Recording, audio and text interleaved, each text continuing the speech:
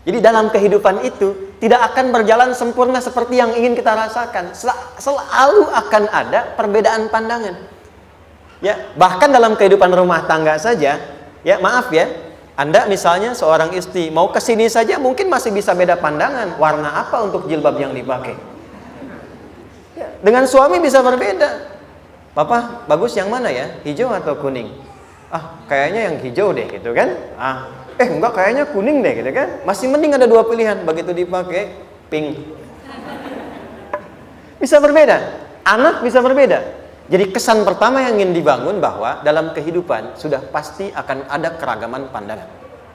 Dan yang kedua, yang tidak normal, keragaman pandangan itu boleh jadi melahirkan tindakan-tindakan yang kontraproduktif.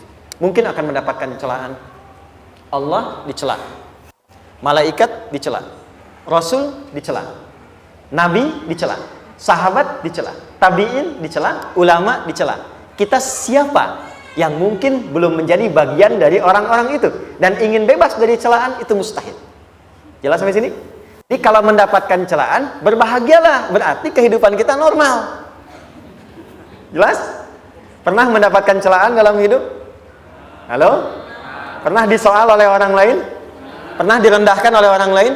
Nah, Allah tuh memberi kesan kepada kita, jangankan engkau, Rasul yang paling mulia saja pernah mendapati itu. Tapi bagaimana seni mendapatkan ketahanan sehingga dalam dicela pun tetap tenang.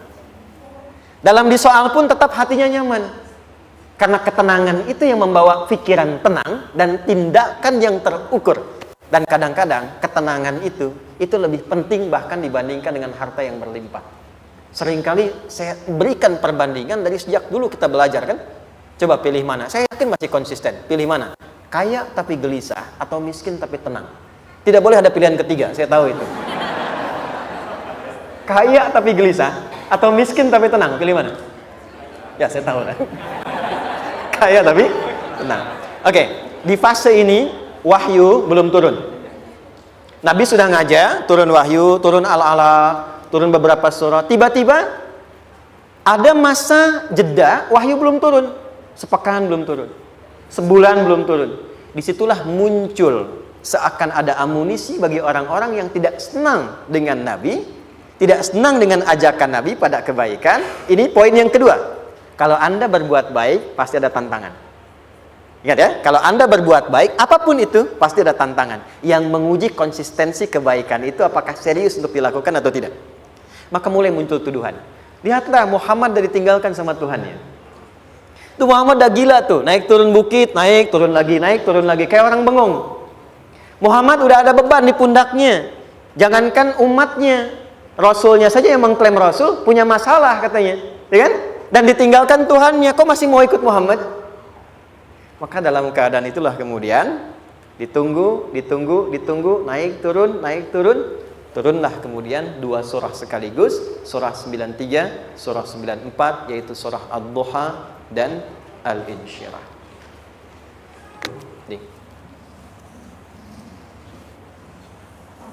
Oke. Ini materinya dahsyat ya. Penting sekali, saking pentingnya ini cepat habis tuh. Sekali lagi. Jazakallah khair. Ya, kelihatan ya. Baik, yuk pelan-pelan. Jadi turunnya surah Ad-Duha dan surah Al-Insyirah, hikmahnya satu atau fungsinya satu, memberikan petunjuk bagaimana mengatasi satu persoalan sesulit apapun, tapi masih dapat menghadapinya dengan keadaan yang tenang. Satu surah ini atau dua surah diturunkan untuk membimbing setiap hamba menuju kepada ketenangan hati. Dua, membangun kekuatan mental sehingga dalam situasi apapun dia tetap kuat mengatasi berbagai persoalan kehidupan. Nanti terapannya banyak, di bisnis ada. Nanti saya turunkan contohnya. Kadang-kadang ikut tender, sudah bagus, sudah menang, tapi proyeknya diambil orang. Ada yang begitu? Nanti ada ayatnya, ada. Nanti kita turunkan. Udah siap-siap, kan? Pengen melamar, ternyata keduluan orang, gitu kan? Udah siap-siap, pengen dapat ini, mau lulus, ternyata nilainya nggak seperti yang diharapkan. Muncul, ada, selalu ada demikian. Nanti kompleksitasnya banyak. Tapi dua surah ini kalau kita bisa kuasai artinya dengan baik, pahami dengan benar, maka akan ada sesuatu yang beda yang terasa dalam jiwa kita dan kesiapan mengatasi setiap persoalan dalam kehidupan. Yuk kita baca dulu ya supaya dapat keberkahannya dari dua surah ini. Saya bacakan, Anda ikuti ya. A'udzu billahi minasy syaithanir rajim.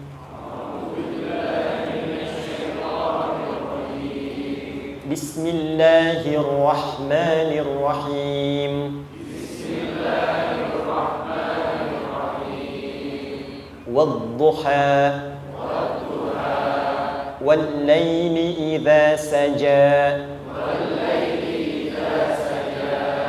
ma wadda'aka rabbuka wa ma qala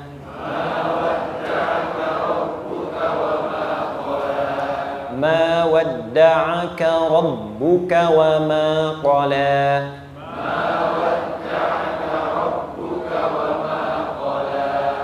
walal akhiratu khairul laka minal ula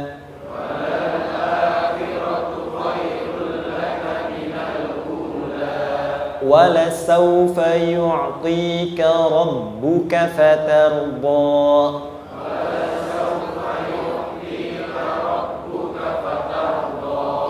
alam yajidka yatiman fa'awa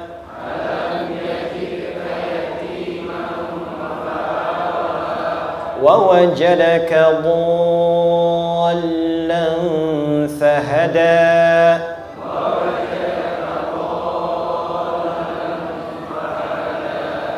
ووجدك عائلا فأغنى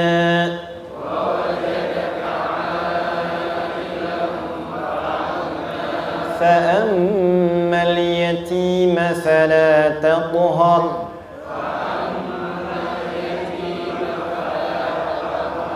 وأما السائل فلا تنهر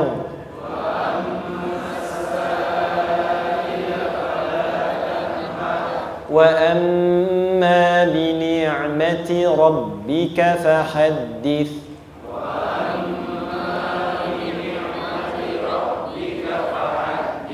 Baik, satu surah dulu, alhamdulillah. Izin saya bacakan tadi untuk diikuti supaya setidaknya kalau kita pulang dan ditanya bagaimana hidupmu engkau jalani, seperti apa engkau berinteraksi dengan Quran yang telah aku turunkan, maka kita pernah menjawab, ya Allah kami pernah baca akan itu.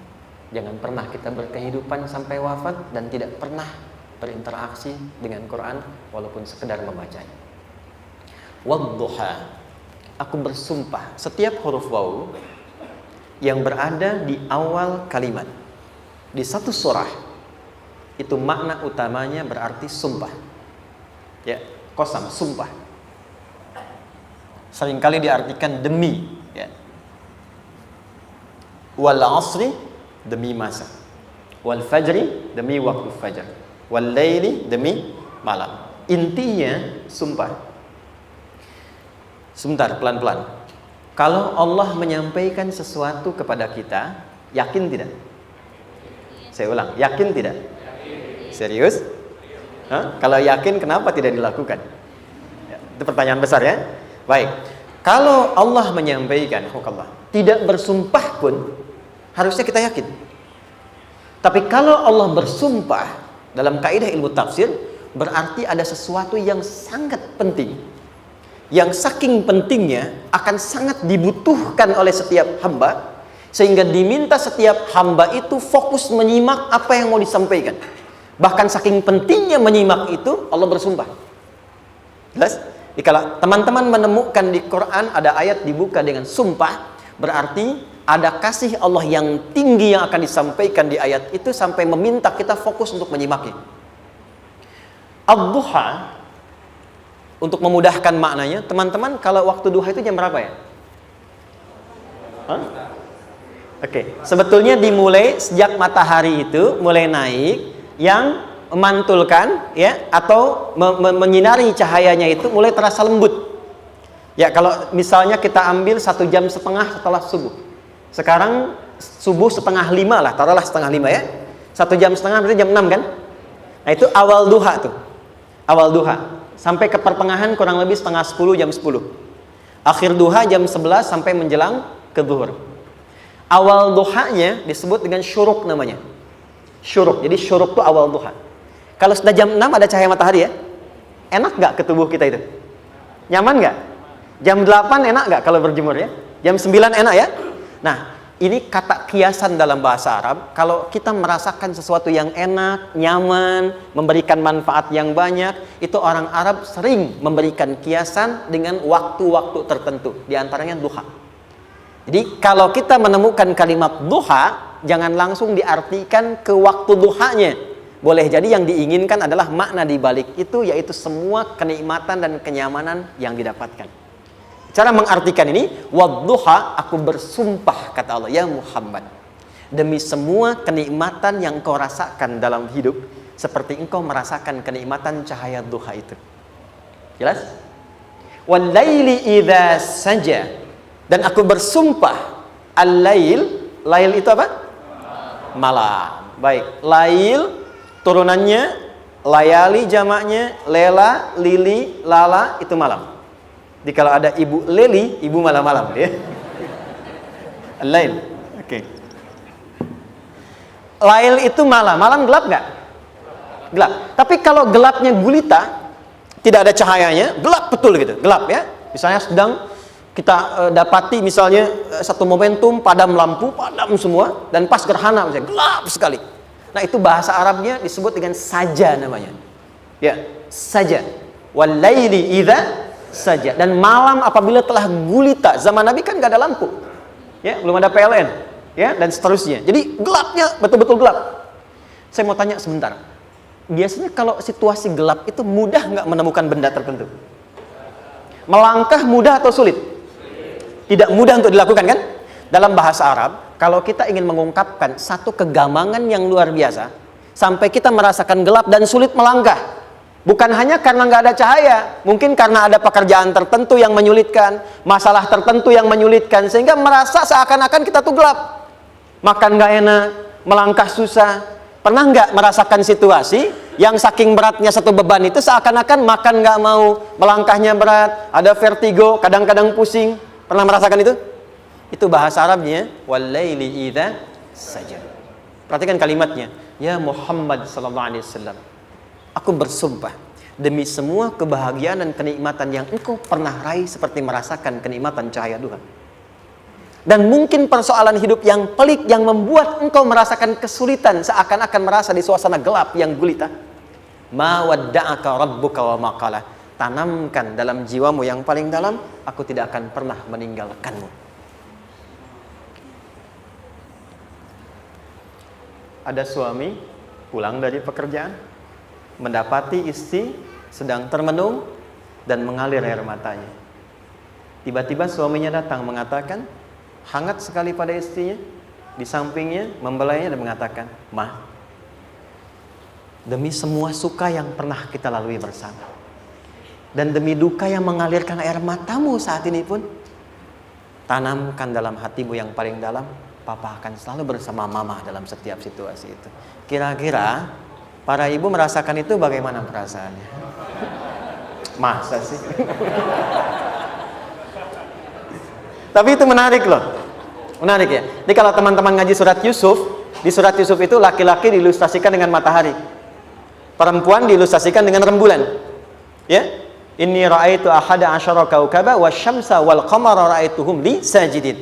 Ayah, aku melihat bulan dan matahari serta 11 gemintang sujud hormat kepadaku. Jadi matahari diartikan itu sebagai laki-laki, suami, ayah.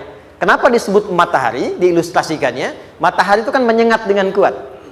Kalau kita menjemur, mengeringkan pakaian, melindungi. Tipikal suami itu melindungi. Ada yang ganggu istri, sengat dengan kuat.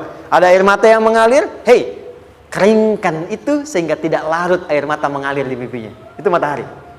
Sebaliknya rembulan.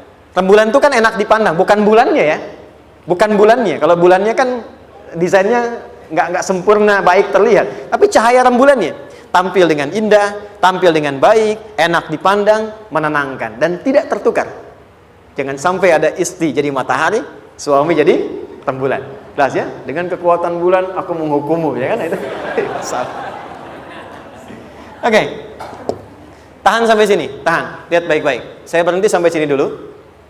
Kalau di Quran ada ayat menyebutkan, tidak spesifik orang yang disebutkan dan kapan kejadiannya, maka peristiwa itu akan terjadi dan dialami oleh kemungkinan generasi berbeda di setiap masa dengan tokoh berbeda tapi perasaan yang serupa. Sebaliknya, kalau disebutkan namanya, jelas identitasnya, kapan kejadiannya, maka peristiwa itu hanya akan menimpa orang tersebut dan tidak akan dialami lagi orang lain setelahnya. Saya tanya dulu yang akhwat, yang perempuan, kenal Maryam? Kenal, bagus. Kenal di mana? Maryam anaknya Imran, mengandung, melahirkan Isa alaihissalam, Yesus Mesias, tanpa disentuh laki-laki manapun. Dan di Quran identitasnya disebutkan langsung, Maryam binti Imran, wa Maryam ibnata Imran. Ini menunjukkan kesan bahwa yang mengandung dan melahirkan tanpa disentuh laki-laki manapun, itu hanya Maryam anaknya Imran. Ingat ya, mengandung, melahirkan tanpa disentuh laki-laki manapun. Bukan mengandung, melahirkan tanpa suami, kalau itu banyak dia. Ya, mengandung, melahirkan tanpa disentuh laki-laki manapun. Hanya Maryam binti Imran. Tapi kalau nggak disebutkan siapa orangnya, kapan kejadiannya, tidak detail disebutkan, ini artinya situasi itu akan dialami kembali oleh orang di masa depan dengan generasi yang berbeda tapi substansi yang sama. Pertanyaannya, pernahkah kita mengalami situasi yang sulit sampai seakan merasa gelap? Nah, baik, maka adab yang pertama, jika mengalami situasi seberat apapun dalam berkehidupan, maka dekati Allah Subhanahu wa ta'ala. Ini awalnya, dekati Allah. Apalagi kalau ada yang mengatakan ini nggak mungkin, ini nggak akan terjadi, ini nggak bisa. Kalau sudah ada tanda seperti itu tanda langsung dari Allah supaya Anda diminta langsung mendekat kepada Allah dan tinggalkan semua makhluk. Karena Allah hanya akan mengabulkan langsung kepada Anda tanpa perantara siapapun. Itu yang terjadi pada Nabi Zakaria. Ini nggak mungkin, ini mustahil. Maka beliau langsung memohon kepada Allah dan langsung menyebutkan, ya Allah, saya minta darimu saja, tidak dari yang lain. Maka dikabulkan seketika. Jadi yang pertama, jika punya kesulitan sebesar apapun, seberat apapun, cepat dekati Allah. Maka di situ akan dijawab langsung oleh Allah, ma wadda'aka rabbuka wa ma qala. Hambaku, sepanjang engkau mendekat kepadaku, maka yakinkan dalam dirimu, situasi apapun yang kau rasakan, aku tidak akan pernah meninggalkanmu. Sudah? Satu? Paham sampai sini? Oke. Pelan-pelan ya. Saya belum bicara caranya. Saya baru bicara di awal motivasinya. Dekati Allah dulu, nanti caranya didetilkan di surah Al-Insyirah. Teruskan. Ma wadda'aka rabbuka wa ma qala. Walal akhiratu khairul laka minal. Perhatikan. Hei, seberat-berat bebanmu saat ini, ingat, satu saat akan tuntas. Dan ini pun ujian. Kalau sudah meninggal, gak ada ujian lagi.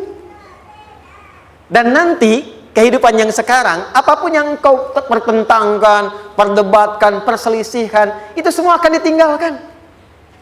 Jadi ternyata Allah mengungkap hakikat kehidupan dunia. Apapun yang diperselisihkan, tuh unik ya. Orang berselisih pada yang akan ditinggalkan. Aneh nggak? Ada orang berebut makanan, kan? Rebutan sampai berkelahi dan sebagainya. Pada akhirnya makanan yang diperebutkan itu pun akan ditinggalkan. Yang ini meninggal, itu meninggal.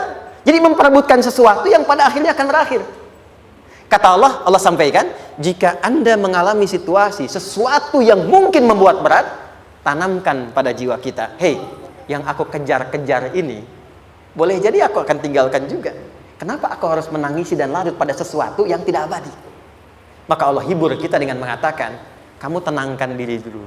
Semua yang kamu pikirkan sampai membuat kamu berat begini, pada akhirnya kamu tinggalkan. Dan yang abadi itu akhirat. Walal akhiratu khairul laka minal. Dua, pelan-pelan sikapi setiap masalah dengan proporsional. Jangan terlalu larut dalam sesuatu. Dapat job satu, pengen, udah siap, kontraknya besar, tiba-tiba hilang. Dipikirin, Anda mikirkan itu pun nggak akan balik. Proporsional aja dulu. Ya, nanti caranya akan turun nanti di alin syirah. Tenangkan diri dulu. Prasangka baik kepada Allah Subhanahu wa taala. Boleh jadi apa yang Allah ingin berikan sebagai pendahuluan sekarang belum sampai kepada kita karena Allah menyiapkan yang lebih baik di balik itu. Kita belum tahu ada apa di balik itu sehingga kita tidak dapatkan itu. Sehingga kemudian Allah katakan walal akhiratu khairul laka minal ula. Teruskan wala saufa yu'tika rabbuka. Pelan-pelan. Orang yang punya sikap seperti ini itu cenderung lebih dekat mendapatkan ridha Allah dibandingkan dengan orang-orang yang larut dalam kesulitan. Orang yang move on dengan setiap persoalan dalam kehidupan, cepat berpikir secara proporsional, tidak menggantungkan hidupnya pada persoalan tertentu sehingga membuat dia menjadi beban, itu lebih mendekatkan dirinya kepada ridha Allah dibandingkan dengan orang yang meratapi persoalan hidupnya. Ya. Pelan-pelan. Jadi spiritnya, kalau punya masalah apapun, jangan dilarutin terus. Gak usah diratapi, cepat move on. Berpikir lagi, rencanakan lagi. Nanti, detailnya ada di alin syirah. Tapi poin besarnya, janji Allah mengatakan, kalau Anda bisa move on, proporsional, maka yang dijanjikan oleh Allah, di situ Allah percepat datangnya ridha Allah Subhanahu wa ta'ala. Kalau ridha Allah sudah datang, maka akan dua yang diberikan.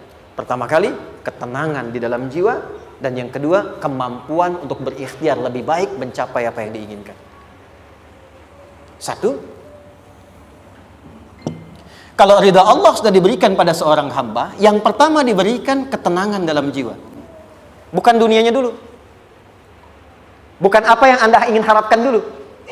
Pengen sesuatu, ya, pengen materi, pengen kedudukan, pengen lulus anaknya ujian, ya kan? Tiba-tiba terjadi sesuatu, diratapin, alih-alih meratap, alih-alih membuat status, alih-alih menyulitkan diri, kata Allah, terima dulu proporsional. Setelah itu dekatkan diri kepada Allah, turun ridha Allah, begitu turun yang pertama diberikan ketenangan kepada hati. Tenang dulu. Kalau sudah tenang, nanti dibimbing menyelesaikan apa yang sedang dihadapi itu. Itu poin yang ketiga. Pelan-pelan. 4. Kita masuk ke detail sekarang. Perhatikan baik-baik. Ini yang paling menarik. Alam yajidka yatiman fa'awa. Muhammad SAW, bukankah dulu engkau yatim? Punya banyak masalah? Aku selesaikan juga. Ayahmu meninggal sebelum lahir, ada ibu. Ibu meninggal, ada kakek. Kakek meninggal, ada paman. Ya kan? Ada teman yang menemani Sayyidah Khadijah. Teman yang setia. Semua kebutuhan tersedia. Artinya Pak, perhatikan baik-baik. Kalau Anda punya masalah sekarang, jangan sampai melupakan yang dulu-dulu pun pernah tuntas Allah selesaikan. Jadi kalau sekarang sedang punya persoalan, jangan sampai satu masalah ini membuat Anda kehilangan harapan dan kehidupan. Sementara Anda sadar, dulu pun banyak masalah kok selesai juga. Kenapa dengan yang satu ini kita harus jatuh? Sekarang usia berapa? 20, 30, 40, 50. Sekarang usia 50 tahun, ada masalah, baru 5 menit datang sudah merasa jatuh. Yang 50 tahun ke belakang yang banyak selesai itu kita nilai atau tidak?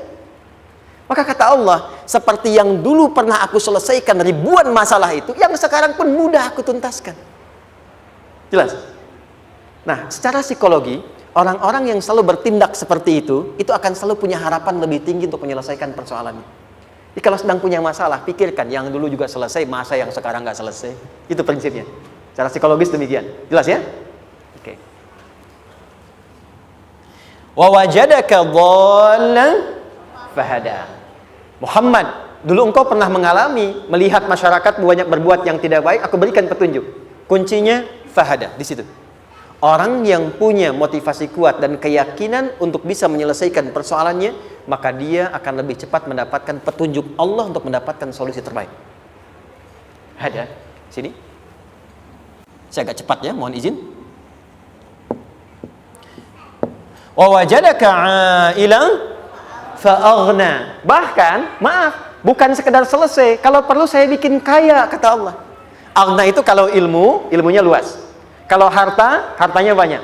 Kalau kedudukan, kedudukannya tinggi. Hei, engkau yang sedang mengejar kedudukan, aku tahan sebentar karena ada yang nggak bagus untukmu di sini.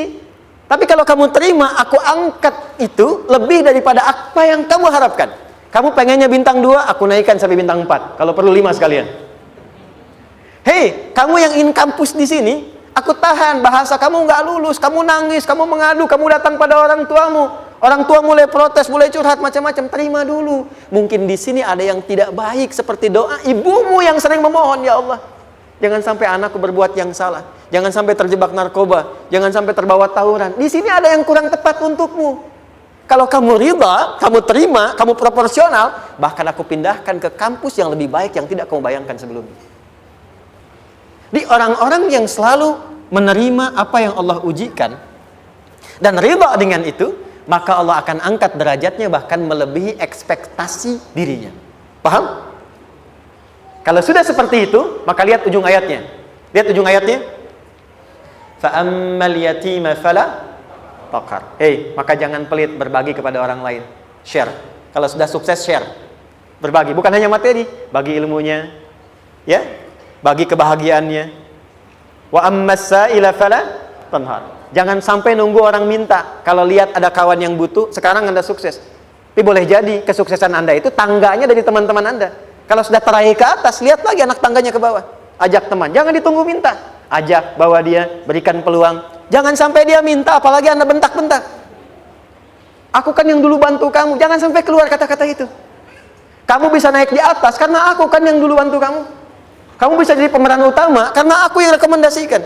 Karena aku yang dorong kamu, misal. Jangan sampai keluar kata-kata itu. Apalagi langsung keluar, tidak. Ini karena ilmuku saja misalnya. Kalau itu bisa dilakukan dengan baik. Lihat ujungnya. Wa amma bi ni'mati rabbika fahaddits. Maka semua nikmat yang dirasakan akan mudah untuk diimplementasikan dan disyukuri. Jadi semua nikmat itu bukan cuma dirasakan. Jadi membagi semua nikmat itu adalah rasa terbaik untuk menikmatinya. Maaf ya, Anda kalau punya makanan, dimakan sendiri. Dengan dibagi sama-sama, kira-kira rasa nyamannya yang pertama atau yang kedua? Kedua. Makan sendiri, enaknya sendiri kan? Tapi ketika ada teman berbagi dan tahu, oh enak ya, nyaman ya, ada kebahagiaan, ada ngobrol, ada tertawa, ada kebersamaan, itulah inti nikmat yang sesungguhnya. Wa amma bi ni'mati rabbika. Ternyata masalah yang diberikan bukan ingin memberikan beban, tapi ujungnya, endingnya supaya Anda bisa mendapatkan nikmat berkualitas yang bisa dibagi. Dilihat surat Ad-Duha itu jangan cuma lihat awalnya, lihat ujungnya. Ternyata ketika seseorang mendapat masalah seberat apapun, itu bukan ingin membebani, tapi ingin meningkatkan kualitas hidupnya supaya mendapatkan nikmat yang lebih besar dan merasakan nikmatnya itu dengan berbagi. Itu poin. Jadi kalau sampai sini kita paham dan kita beri nama misalnya dengan fikih ujian, jadi kalau desain ujian ini sistematikanya kita pahami, maka tidak ada alasan untuk mengeluhkan persoalan. Jadi melihat masalah itu bukan sebagai beban, pada akhirnya melihatnya sebagai tangga untuk mencapai kebahagiaan. Jelas sampai sini? Baik, kalau sudah seperti ini ingin punya masalah atau tidak ingin punya masalah? Tidak. Ingat ya, jadi kalau anak pulang bawa masalah, dilihatnya jangan beban. Oh, Allah ingin menaikkan kualitas pada anak saya, yang dengan itu menjadikan ia mendapatkan nikmat yang belum pernah didapati. Kalau rumah tangga sedang ada masalah, jangan banyak diperseterukan, tapi direnungkan sejenak. Oh, Allah ingin meningkatkan kualitas rumah tangga ini, sehingga kita bisa mendapatkan nikmat yang tidak pernah didapati sebelumnya. Makanya nikmat berumah tangga itu yang terbesar, selalu bertambah ketika menyelesaikan masalah. Silahkan cek. Kalau sedang ada masalah berseteru kan, tapi setelah selesai kan jadi lebih nikmat ya. Ya, lebih senang lagi, lebih cair lagi, lebih bahagia lagi, lebih mendukung lagi. Ternyata ada nilai-nilai kebaikan yang tersimpan yang belum disadari sepenuhnya. Pertanyaannya, kadang-kadang mudah diucapkan, tapi tidak mudah mempraktekkan. Bagaimana itu semua bisa ditempuh dengan baik sehingga ketika mengalaminya kita bisa tenang menghadapinya. Maka turunlah surah Al-Insyirah. Saya cepat.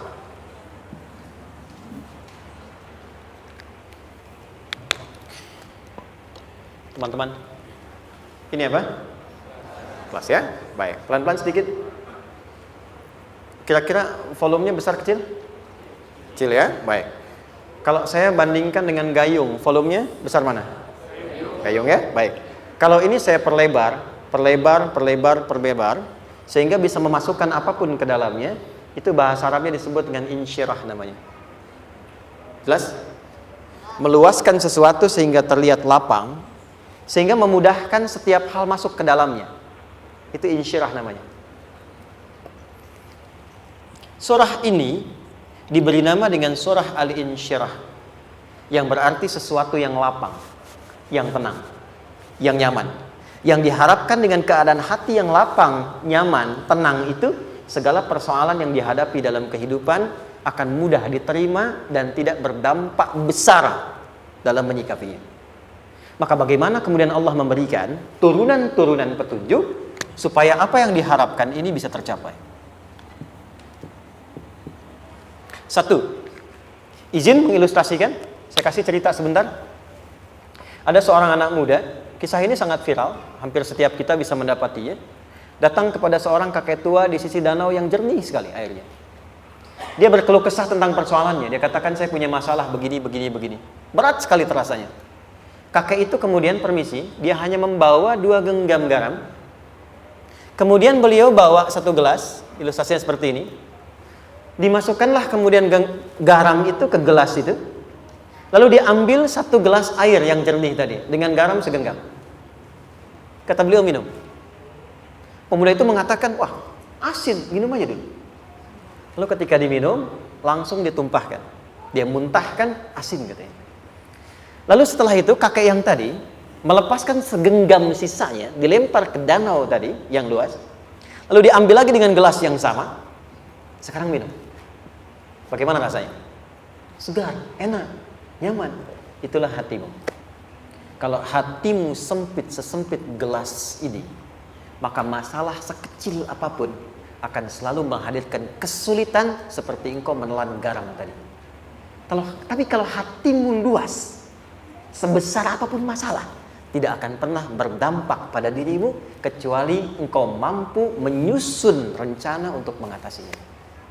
Kelapangan hati yang membuat diri kita mampu menerima persoalan apapun, itu yang disebut dengan insyirah. Makanya dulu tahun 90-an ada sinetron Hati Seluas Samudra gitu ya. Saya pernah tahu itu.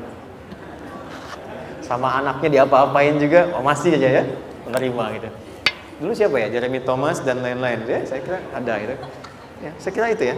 Saya pernah lihat sejenak ya. Saya jarang-jarang nonton gitu. Pernah lihat aja. Saya senang riset. Jadi kalau riset itu ada riset dakwah, ada riset materi.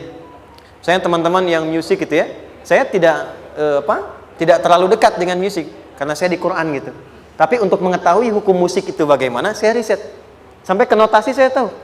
C D F G A B C D F G D F G A B C D A B C D F G A F G A B C D E B C D E F G A B C D A B gitu kan ya?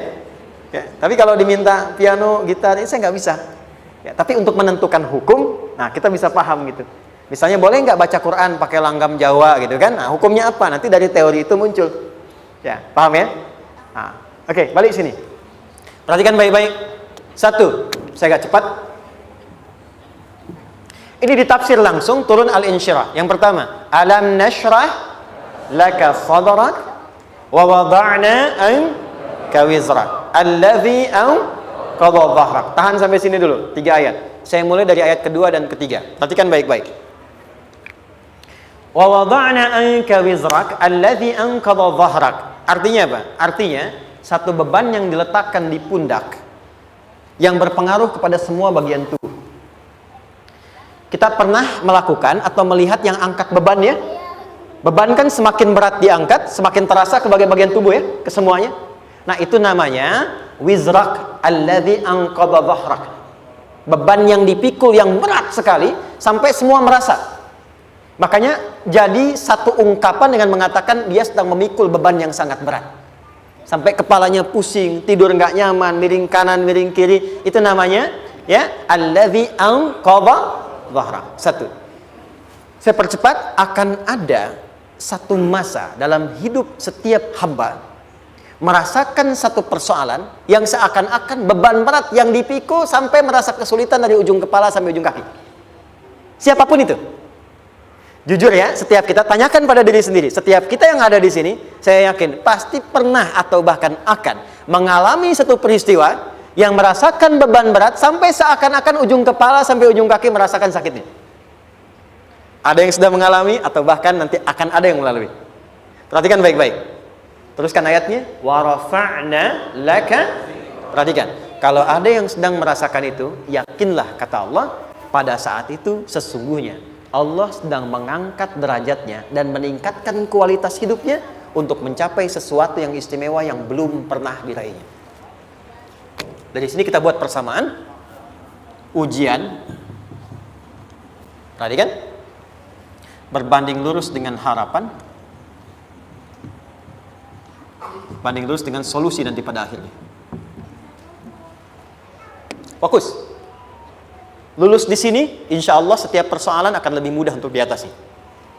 Ujian, seberat apapun yang sedang kita alami, tidak akan pernah diberikan kepada kita oleh Allah, kecuali ternyata hikmahnya untuk mengabulkan harapan-harapan besar yang sebetulnya kita mintakan. Jujur ya, setiap kita kan sering punya permohonan ya, sering berdoa ya. Ya Allah minta ini, minta itu, minta ini, minta itu, gitu kan? Nah, cara Allah mengabulkan harapan kita itu, yang pertama, jalurnya lewat ujian. Karena semua kesuksesan itu, desain dasarnya adalah melewati ujian. Coba, anak-anak kita yang sedang sekolah itu, apa mungkin diwisuda dengan penuh kebahagiaan kalau nggak mengalami ujian? Lewat ujian dulu kan? Dia belajar dulu, ujian dulu, ngatasin soal dulu, lulus, baru wisuda. Apakah mungkin akan dapat IPK 4 yang diharapkan kalau tidak mengalami ujian? Belajar dulu, ya kan? Ada waktu, sempat dia bangun malam, siang, dan seterusnya, belajar, keringat, dan sebagainya, baru bahagia kan? Dan ternyata belajar itu untuk diwisuda. Sebab kalau kita tidak belajar, mustahil dapat wisuda. Kalau tidak lewat ujian, mustahil dapat ijazah. Karena ternyata harapan itu, hukum dasarnya dalam berkehidupan, bisa diraih dengan melewati ujian. Ini poinnya.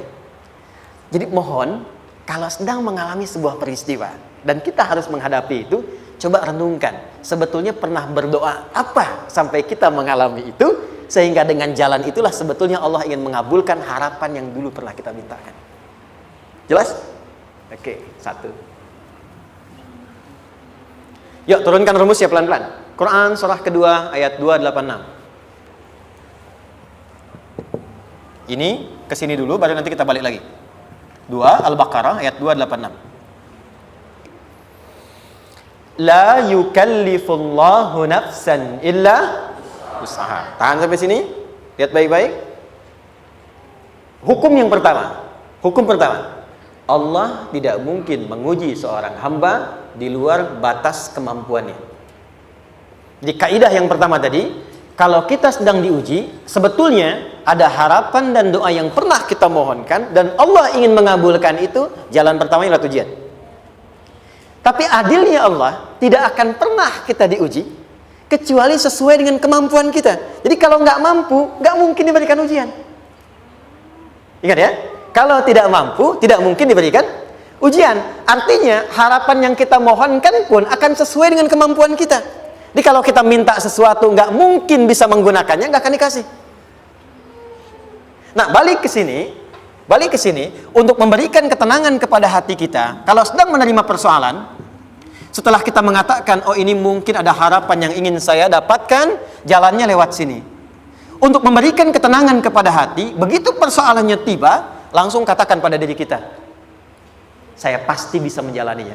Mustahil saya diuji kalau nggak mampu menjalaninya. Itu bahasa singkatnya. Ingat ya? Kalau ingin mudah menyelesaikan persoalan, kata Quran, setiap ada ujian, langsung katakan pada hati kita, insya Allah bisa. Nggak mungkin saya diuji kalau saya nggak sanggup. Jelas? Dan tanamkan itu pada hati yang paling dalam. Ini nggak mudah. Kalau cuma disimpan di pikiran, jadi beban. Tapi kalau Anda tanamkan dalam hati, seberat apapun masalahnya, pasti saya sanggup, pasti saya bisa. Pernah lihat dulu ada acara 90-an Benteng Hattori? Oke? Benteng Takeshi ya? Takeshi ya, gitu kan artinya kan bisa jawab ya. Saya tahu Ninja Hattori mendaki gunung lewati lembah, ya tahu ya. Son Goku, Son Gohan, apa? Saya tahu itu. Son Goku, Kamehameha, Piccolo itu yang nulisnya Suzuki Watanabe, saya tahu itu. Benteng Hattori, balik lagi ya. Benteng Takeshi ya. Puncaknya kan main pakai itu kan, pakai tank ya dan sebagainya. Tapi pernah ingat gak satu episodenya itu? Begitu akan bertarung, kan selalu ada motivator di sampingnya itu mengatakan, ayo, kamu bisa, gitu kan? Wah, namanya. Dia nggak ngaji Quran tuh. Kita punya ayatnya. Pernah nggak? Buka lagi ya dulu ya. Oke. Korea, kenapa bisa nyusul Jepang? Salah satunya, waktu Jepang itu maju, setiap di Korea itu ditanamkan dari mulai anak-anak TK-nya. Kita harus lebih daripada Jepang. Sejak anak-anaknya TK. Itu ditanamkan betul. Kita bisa, kita dari TK. Sehingga ketika di sana bikin Honda, sini Hyundai. Hyundai kan dibacanya Hyundai, ya kan? Sana Honda, sini Hyundai gitu. Di apapun yang dibuat Jepang, Korea harus lebih unggul. Itu ditanamkan dari awal. Bisa. Kita itu sekarang punya ayatnya. Jadi kalau sedang punya masalah seberat apapun, katakan pada diri kita, insya Allah bisa. Gak mungkin diuji kalau nggak sanggup. Bisa insya Allah. Bisa. Kenapa mah? Bisa. Jelas? Oke. Sudah di situ teruskan. Lanjutkan. Warafa'na laka dzikra. Teruskan. Fa inna ma'al usri. Nah, ini poin terbesarnya. Fa inna ma'al usri yusra. Fa huruf yang menunjukkan sesuatu berlangsung dengan cepat. Inna di ilmu nahwunya berbunyi begini, di gramatikal bahasa Arab. Harfu nasbin wa taukidin. Tansibul isma wa tarfa'ul khabara. Mabniyun 'alal fathi la mahalla lahu min al-i'rabi. Paham? Tidak. Inna huruf yang digunakan untuk menguatkan informasi agar ditancapkan ke dalam hati sekuat-kuatnya dan jangan pernah ragu. Jadi kalau orang Arab itu nancapkan tongkat begini dan kuat, tidak goyah, itu nasab namanya. Nasabar rajula asahu fil ardi. Inna ini harfu nasab. Jadi kalau ada di Quran dibuka informasinya dengan inna, maksudnya begini, hei, tancapkan informasi dalam hatimu dengan kuat, jangan pernah ragu. Yakinkan pada dirimu. Apa yang harus diyakinkan? Ma'al usri yusra. Inna ma'al usri yusra. Usrun sama dengan yusrun. Lari ke sini. Oke. Apa artinya usrun? Sulit. Oke. Sulit itu ada dua. Ada sa'bun, ada usrun. Kalau kesulitan yang relatif, kata si A sulit, si B mudah, itu sa'bun namanya. Contoh, kata si fulan, bahasa Jepang susah. Padahal kata yang lain tidak. Saya ke Jepang, anak-anak kecil begini bisa bahasa Jepang, gitu kan? Bagi mereka mudah, gitu ya. Saking mudahnya gitu. Kata shiwa, gitu. Anak-anak kecil, bagi mereka mudah, bagi kita belum tentu. Itu sa'bun. Inna lughatal yabaniyya sa'bah. Relatif. Tapi kalau kesulitan yang sifatnya mutlak, semua orang mengatakan sulit. Maaf, bawa mobil, sulit atau mudah? Bukan mengendarai ya, bawa mobil, bawa. Sulit ya? Sulit ya? Baik, sepakat sulit semuanya. Nah, itu dalam bahasa Arab dikenal dengan usrun. Kesulitan yang semua sepakat bahwa itu susah. Sulit, semua sepakat. Dan ketika ada orang bicara, aku sedang punya masalah begini. Semua mengatakan, wah itu nggak mudah, itu nggak mudah. Itu usrun namanya. Lawannya, kemudahan yang relatif disebut sahlun. Tapi kemudahan yang semua sepakat bahwa itu mudah, itu yusrun namanya. Mengangkat spidol, semua mengatakan mudah, ringan. Itu yusrun namanya. Perhatikan, Allah tidak memasangkan sa'bun dengan sahlun, tapi memasangkan usrun dengan yusrun. Orang-orang yang punya keyakinan kuat, setiap persoalan itu akan selesai. Dan dia mengatakan pada dirinya, aku bisa melewatinya. Maka, perhatikan kalimatnya kata Quran. Inna ma'al usri yusran. Sesulit apapun masalah yang sedang dia alami, maka Allah akan datangkan solusi semudah-mudahnya yang bisa dia nikmati. Dengan kata lain, kalau kita bawa ke bahasa psikologi, kalau sedang menghadapi persoalan seberat apapun, selain kita mengatakan, ini pasti bisa saya lalui, saya insya Allah sanggup mengatasinya, katakan pada diri kita, ini pasti selesai. Pasti ada solusinya, pasti mudah. Katakan, walaupun memang solusinya belum datang, tapi tenangkan pada diri kita dengan mengatakan, inna ma'al usri yusra. Bahasa psikologinya, katakan pada diri kita, ini pasti selesai. Nggak mungkin nggak selesai, pasti ada solusinya, pasti mudah. Itu lebih memberikan harapan pada diri kita untuk menuntaskan persoalan dibandingkan dengan meratapinya. Jelas? Teruskan. Fa inna ma'al usri. Kalau masih ragu kata Allah, katakan lagi sekali lagi. Sampai hati kita merasa nyaman. Jadi kalau sedang punya persoalan seberat apapun, tanamkan pada diri kita, pasti selesai. Belum nampak, insya Allah pasti selesai. Gak mungkin diuji kalau nggak ada solusi. Itu lebih memberikan harapan. Setelah itu, fa'idha faraghta, mitigasi masalahnya, mitigasi persoalannya. Tuliskan, ini masalahnya apa? Rumah tangga. Apa saja misalnya, dia ada suami, ada istri, ada anak-anak. Masalah ada di mana? Kadang-kadang benangnya jadi kusut karena satu-satu nggak segera diselesaikan. Maka kata Al-Quran, fa'idha faraghta, satu-satu mitigasi dulu. Satu masalah di sini, lihat di suami, lihat di istri. Kalau pekerjaan, masalahnya apa? Sebelum bercabang kemana-mana, petakan. Apakah rekanannya? Apakah relasinya? Apakah kemampuannya? Apakah manajerialnya? Apakah marketingnya? Mitigasi, kotaki semua, selesaikan satu-satu. Setelah itu, apa yang dilakukan? Wa ila rabbika, tawakal sepenuhnya kepada Allah untuk menentukan hasilnya. Tawakal itu yang paling mahal.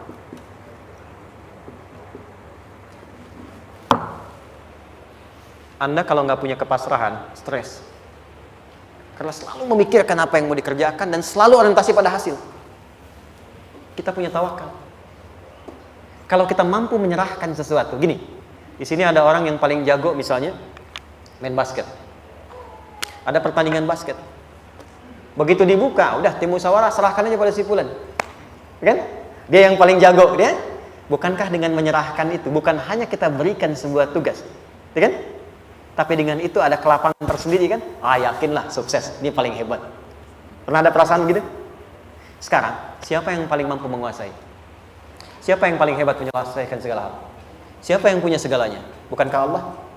Orang-orang yang punya tingkat tawakal yang tinggi, maka satu, dia akan lebih stabil keadaan mentalnya dan tidak akan pernah gelisah dengan kekecewaan. Nggak ada kecewa. Karena tawakal itu kalau sudah kepasrahan pasti menerima hasil. Kalau sudah tawakal, terserah Allah tetapkan apa saja. Mau dapat sekarang, dapat besok, dapat nanti. Puncak yang paling tinggi, tugasmu hanya berikhtiar semampu yang bisa dilakukan. Selanjutnya, biarkan Allah menetapkan apa yang menjadi bagian dari maslahat kehidupan kita. Saya tutup. Cara Allah menjawab harapan kita ada 3. 1. Memberi langsung apa yang kita mintakan. 2. Menunda itu sampai kita siap menerimanya. 3. Mengganti apa yang kita inginkan dengan apa yang kita butuhkan. Saya ulang ya. 1. Memberi langsung apa yang kita mohonkan. Misal, ya Allah saya ingin A misalnya, anak saya pengen ke ITB. Tapi nggak mungkin tiba-tiba langsung masuk ITB kan? Pasti lewat ini dulu kan? Ada ujian dulu, ikut tes dan seterusnya diterima sesuai. 2, kadang menunda sesuatu sampai dia sanggup menjalaninya. Anda punya anak usia 5 tahun, pengen diberikan motor. Anda mampu untuk memberi motor, dikasih nggak? Tidak. Sampai dia sanggup mengendarai motor, baru Anda berikan. Terkadang ada yang kita minta sekarang, tidak didapati sekarang. Tapi ternyata tahun depan kita dapat. Kita harus sadar bahwa anugerah yang kita dapatkan tahun depan itu sebetulnya adalah hasil doa kita di tahun ini. Pernah dengar nggak kisah viral? Nabi itu berdoa baru dikabulkan setahun setengah. Setahun 6 bulan. Padahal itu Nabi loh. Kiblat pertama kita kemana? Palestina kan? Baitul Maqdis kan? Nabi berdoa, mohon terus nengok ke langit. Al-Baqarah 144, minta, jawabannya turun setelah setahun setengah, setahun 6 bulan. Ada yang mengatakan di tafsir setahun 8 bulan, baru dikabulkan setelah setahun setengah. Padahal kurang soleh apa Nabi? Nabinya siap, mungkin umatnya yang belum siap. Nabinya siap, tapi ada tantangan di masyarakat yang tidak mudah, yang mungkin bisa meruntuhkan dakwah, baru dikabulkan setahun setengah. Ketika semua umatnya sudah bisa siap menerima itu. Boleh jadi apa yang diminta orang tua sekarang terkabulnya mungkin belasan puluhan tahun pada anaknya yang nomor sekian. Tahu Imam Syafi'i? Imam Syafi'i itu kan nama aslinya Muhammad. Bapaknya Idris. Kakek yang ke atas, yang ketiga namanya Syafi'i. Kenapa disebut Imam Syafi'i? Dinisbatkan pada kakek yang ke atasnya. Ternyata kakeknya ini seorang ulama besar, saleh, memohon kepada Allah. Setiap di keturunannya ada yang bisa menggantikan lebih soleh, lebih baik lagi. Ternyata yang didapatkan bukan dari anaknya, tapi generasi keturunan yang kesekian. Anda belum sekarang bisa hafal Quran. Misalnya, Anda bermohon, berdoa, boleh jadi yang hafal, mungkin bukan di anak, bisa di cucu, bisa di bagian keluarga yang lain. Maka, terkadang tawakal itu tidak hanya memberikan hasil yang cepat, tapi memberikan keindahan yang terasa tertunda, tapi melengkapi kebahagiaan yang dirasakan. Penutupnya, boleh jadi minta ke ITB, diterimanya di Unpad. Minta motor, dapatnya mobil. Kalau itu senang, luar biasa. Minta mobil, dapatnya motor, gitu kan? Ternyata kadang-kadang di sini yang terakhir, saya tutup, Allah mengabulkan apa yang kita butuhkan, bukan apa yang kita inginkan. Anak Anda sakit, dibawa ke dokter, kata dokter jangan dulu makan jeruk. Maka Anda pulang, dia minta jeruk, Anda berikan apel. Saya nggak mau apel mah, saya pengennya jeruk. Nggak apa-apa nah, ini apel rasa jeruk misalnya kan? Anda berikan. Ternyata apa? Bukan ingin menyakiti dan tidak mengabulkan keinginan anak, tapi lebih memberikan apa yang dia butuh. Kadang-kadang maaf ya, teman-teman mintanya proyek A, udah capek, di situ nggak dapat, dapatnya di yang lain. Teman-teman, itu Allah berikan sebetulnya hasil ikhtiar Anda yang sebelumnya. Cuma dikasih yang lebih baik, yang tidak Anda pernah bayangkan maslahat.